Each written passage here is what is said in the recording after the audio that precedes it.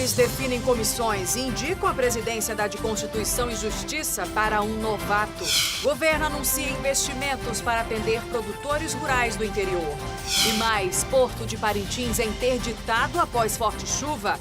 Em Manaus, estabelecimentos têm 90 dias para oferecer atendimento preferencial a autistas. E ainda, a menos de um mês do desfile, escolas de samba intensificam os preparativos para o carnaval. É agora, no A Crítica na TV.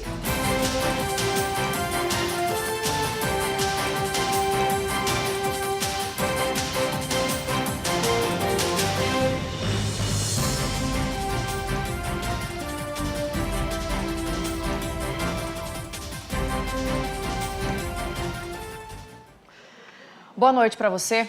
A Câmara Municipal de Manaus definiu hoje como vão ser compostas as comissões da casa. O cargo de presidente da de Constituição e Justiça, por exemplo, uma das mais importantes, ficou para um dos vereadores que assumiu o cargo este ano. A Comissão de Constituição e Justiça é uma das poucas que pode impedir um projeto de ser votado no plenário.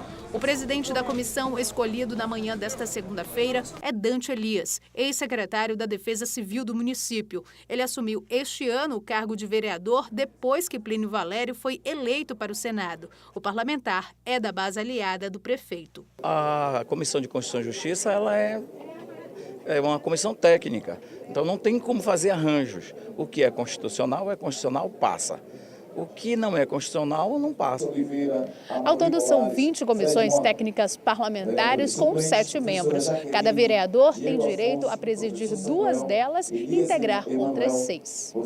As comissões foram compostas usando o critério de afinidade de cada vereador com o tema. A isso cabe muito da liderança, né? Por exemplo, a liderança do governo, ele absorve as informações dos vereadores nas comissões que eles têm interesse e eles já trazem aqui, evidentemente pela indicação também dos partidos, já mais ou menos as comissões que cada vereador quer participar do bloco, vamos dizer assim, da situação. Na formação de outros blocos, se houver, aí cada bloco faz também as suas indicações dentro da proporcionalidade que exige o regimento. E nesta segunda, o governo firmou um contrato com o BNDES de cerca de 30 milhões de reais. Esse investimento deve atender produtores rurais de 36 municípios do interior. O contrato é de 3 anos e a ideia é inscrever neste período cerca de 55 mil propriedades rurais do interior e da capital. 80 mil imóveis também vão passar antes por uma análise. Os municípios beneficiados são os que mais recebem pressão de desmatamento. De maneira prática, o produtor rural ele ganha agilidade nos processos junto ao IPAAN de licenciamento das suas atividades, porque esse sistema do CAR já vai estar vinculado ao sistema do licenciamento e também ao acesso do crédito, que é requerido por vários bancos como uma condicionante para a liberação desse acesso ao crédito. O governo também entregou lanchas, caminhões e carros para auxiliar no escoamento da produção de 36 municípios. Parte do investimento de cerca de 5 milhões de reais foi feito em parceria com o governo federal. As embarcações devem ajudar ainda em épocas emergenciais no interior. Como é o caso, por exemplo, de Ipixuna, de Guajará, que já estão decretando estado de emergência. Essas lanchas vão estar à disposição da atividade do setor primário, mas também em casos como esse, de desastres ambientais, também vão estar à disposição. Inclusive, algumas dessas lanchas já vão ajudar, já vão ser úteis nesse processo de ajuda humanitária a esses municípios. Além disso, alguns produtores de Manaus e do interior devem receber cerca de 18 toneladas de sementes de milho.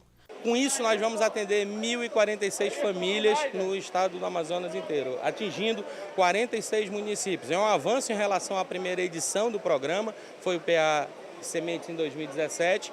O de 2018, que vai ser entregue agora em 2019, contemplará todas essas famílias. O secretário de Produção Rural anunciou que, com o aumento do orçamento previsto para o setor, outros projetos vão poder ser desenvolvidos, entre eles a volta da Expoagro.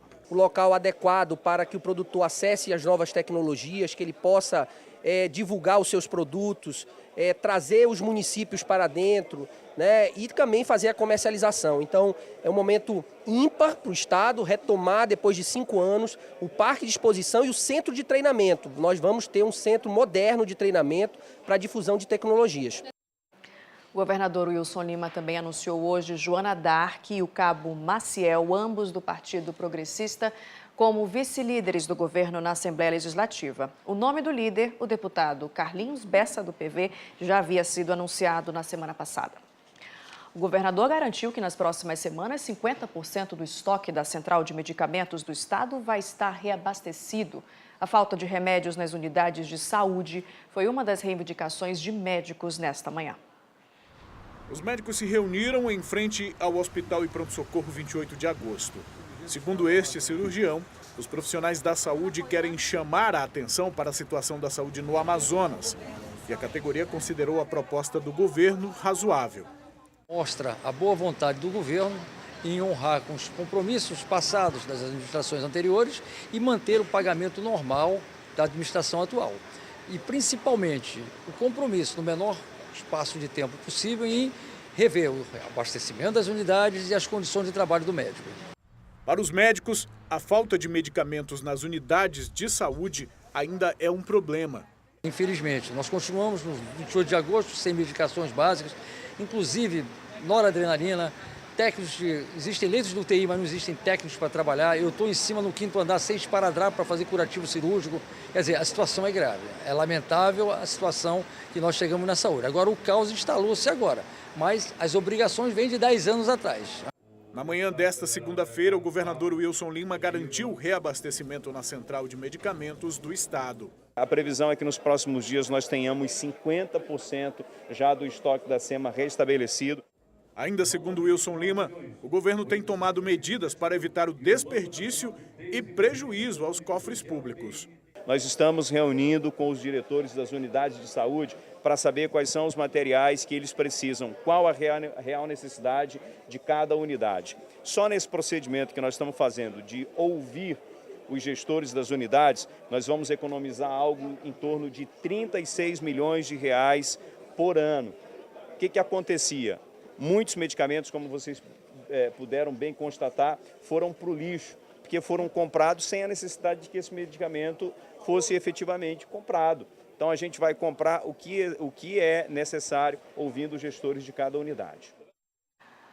A Suzan informou ainda que os médicos vão retomar normalmente os atendimentos nas unidades de saúde. Eles assumiram esse compromisso depois da Secretaria efetuar os pagamentos. A gente continua ainda falando sobre esse assunto, porque a Secretaria de Saúde do Estado já abasteceu o estoque da SEMA com risperidona. Segundo a Suzan, a Central de Medicamentos do Amazonas recebeu hoje a remessa de 500 mil comprimidos do remédio, quantidade suficiente para abastecer as unidades de saúde por até 5 meses. O risperidona é indicado para pacientes com transtornos de ansiedade, do humor e bipolar. O medicamento também é para autistas e é oferecido gratuitamente em policlínicas e SPAs. Estabelecimentos públicos e privados de Manaus têm até 90 dias para começarem a oferecer atendimento prioritário a pais e responsáveis por autistas. A medida faz parte de um decreto municipal publicado no último dia 5. A Núbia descobriu o autismo no filho Ronaldo quando ele tinha 6 anos. Ela conta que sempre teve dificuldade para ser atendida em estabelecimentos comerciais, quando levava o filho. Uma vez aconteceu quando eu estava na fila, ele não para quieto, ficou rodando dentro do estabelecimento e a pessoa que estava atrás de mim chamou a minha atenção, bateu no meu ombro para que eu prestasse atenção que eu estava numa fila de prioridade. E eu não dei importância, porque até então eu entendo que eu tenho que me identificar para o caixa. Mas um decreto municipal publicado este mês pode ajudar situações como a de Núbia. Os estabelecimentos públicos são obrigados a colocar placas com o símbolo de atendimento prioritário para autistas. Ainda conforme o decreto, o símbolo em alusão ao autismo deve ter as mesmas dimensões de outros símbolos de acessibilidade, como o de cadeirantes, que já é tradicionalmente exposto em placas de atendimento prioritário. Para a Núbia, essa é uma vitória que pode ajudar a divulgar o que é o transtorno. Tendo isso no estabelecimento, que é na placa, né, identificando ali as deficiências, de certa forma vai nos ajudar. E como é que eu me sentiria mais acolhida? Eu entendo que aquele estabelecimento ali está aceitando o meu filho e ele tem um olhar diferente para o autismo em si, né?